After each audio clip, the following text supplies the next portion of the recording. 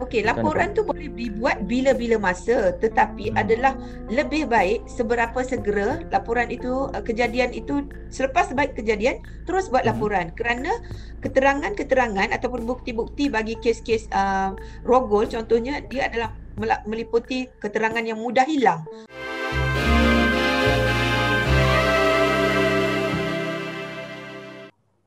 Baiklah puan.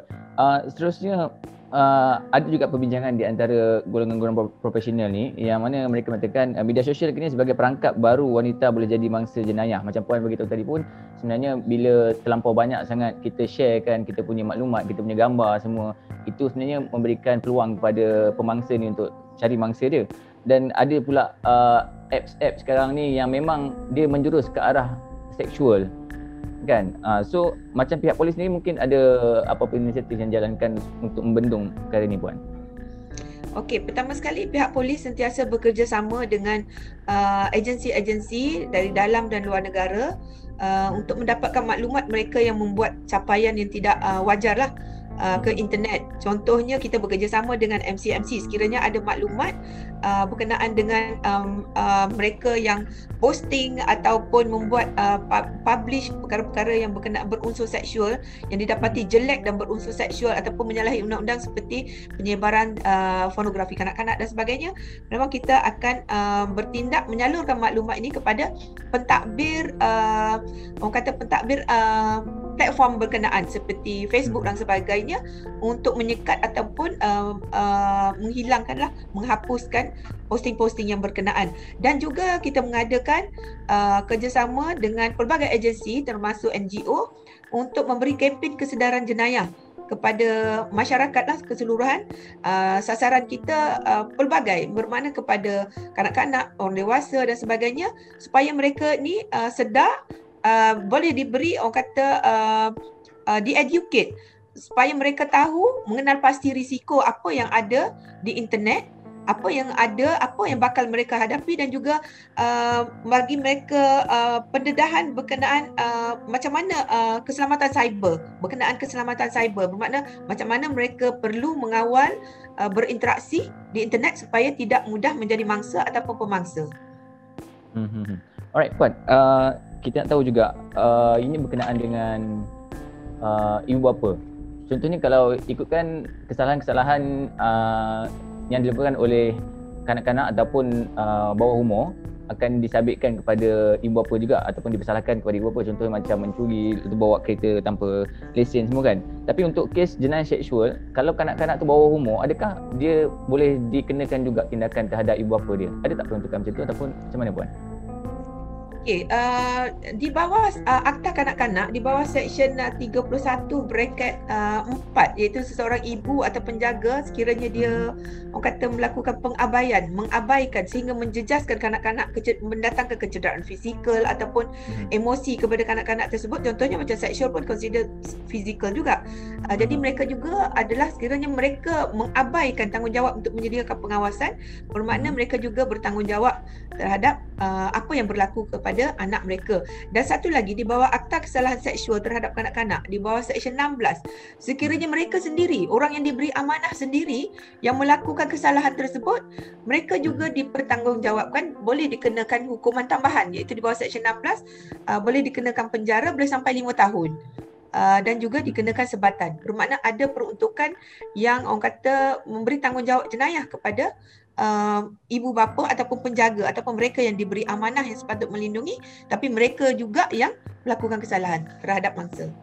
Alright, seterusnya puan, kita tahu kemudian media sosial, gadget, aplikasi media sosial, laman sembang sebenarnya disediakan untuk perkara yang manfaat, tapi ramai yang kita disalahgunakan, dan trend pelbagai benda ni dah jadi banyak benda yang negatif daripada positif sebenarnya. Jadi mungkin puan ada nasihat yang nak disampaikan untuk mengelakkan kes jenayah seksual ni lebih meningkat.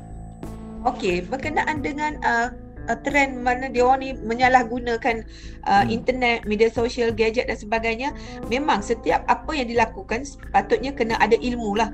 Pada saya, setiap orang, terutamanya kanak-kanak ni perlu dididik macam mana dia melayari internet dengan cara selamat supaya mereka ni tak ada dedah kepada risiko-risiko. Bermakna perlu diajar untuk mengenal pasti risiko. Jangan mudah dedahkan perkara-perkara peribadi di platform media sosial dan sebagainya supaya mereka ni tidak mudah dieksploitasi. Dan juga perlu ada pemantauan oleh orang dewasa. Bermakna ibu bapa ataupun orang dewasa ni juga perlu tahu macam mana dia nak awasi kalau dia sendiri pun tak tahu. Jadi pada saya ilmu tu adalah penting supaya dia tahu bila buat sesuatu dia tahu macam mana cara yang betul, cara yang selamat. Kedua, perlu tahu risiko. Macam mana untuk mengelakkan supaya mereka tidak menjadi mangsa ataupun pemangsa. Dan juga pemantauan lah, perlu ada orang yang memantau dan perlu tahu macam mana cara memantau. Alright Puan, yang terakhir lah, ini mungkin kita minta seberingkas lah, mungkin Puan boleh bagi tips untuk penonton kita yang sedang menonton sekarang ni untuk kita mengelakkan diri kita supaya menjadi mangsa ataupun menjadi pemangsa sendiri untuk jenayah seksual ni Puan. Silakan. Okay, pertama sekali perlu ada kesedaran lah, bermakna setiap orang kena memainkan peranan. Mangsa itu sendiri, orang kata potential mangsa lah, bermakna setiap orang kena tahu apa dia punya ilmu yang dia kena ada. Macam yang saya cakapkan tadi, memang dia perlu ada pengetahuan untuk sebelum bertindak ataupun perlu ada pengetahuan terutamanya dari sudut orang kata undang-undang, trend jenayah terkini supaya dia tahu apa kesannya kalau dia melakukan ini, apa kesannya sama ada pemangsa atau pemangsa. Dan juga perlu ada kerjasama seluruh ahli masyarakat dan juga ahli keluarga supaya saling orang kata mengingatkan, saling orang kata mengambil tahu. Kena ambil tahu, kita sekarang ni ahli masyarakat pun kena ambil tahu juga apa berlaku dan juga kena memahami orang kata situasi orang lain. Jangan mudah orang kata menyebarkan sesuatu yang belum tentu kesahihannya kerana ianya akan menyukarkan lagi orang kata tindakan pihak polis, contohnya tularkan sesuatu yang orang kata boleh menjejaskan siasatan dijalankan dan juga boleh juga menyebabkan orang kata individu itu tersebut yang terjejas itu merasa lebih gusar dan juga akan menyebabkan mereka keliru dan juga orang kata trauma yang lebih teruk lah. Jadi pada saya setiap orang kena mainkan peranan dalam usaha mencegah dan membendung jenayah ini.